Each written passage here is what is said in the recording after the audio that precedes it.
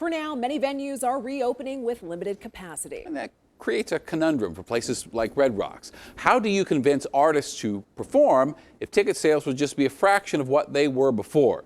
Leading us off tonight, Denver 7's Liz Gilardi.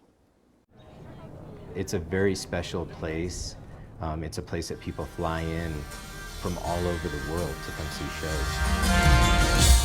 Last year, the music stopped. Images of wall-to-wall people at Red Rocks seemed like a distant memory. It's not going to look like it did 2 years ago, but it's a good place to start. Red Rocks will host concerts, but only 2,500 people will be allowed. It's less than 30% capacity, meaning bands will have to make a decision that's not only about the music. I can assure one thing.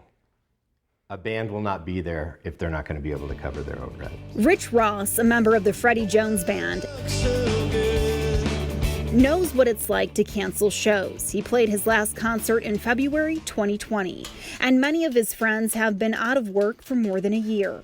And by the time we had rebooked shows that were canceled, now some of those shows have been rebooked 3 or 4 times now at this point.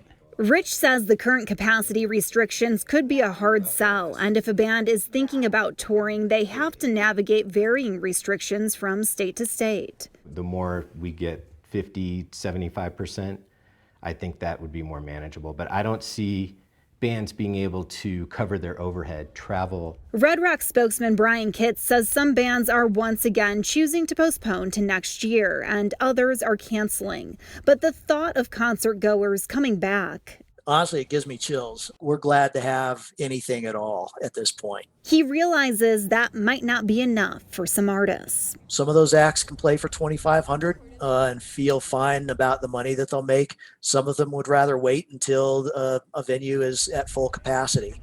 And I think we all understand that. This is a business, whether it's the venue side or the artist side. And COVID has done a number on everybody. And, so those are individual decisions that artists are making. Throughout the summer, we could see more fans allowed in. And isn't that what makes a concert so special? Being surrounded by hundreds of people enjoying the same music, singing along. Liz Gilardi, Denver 7.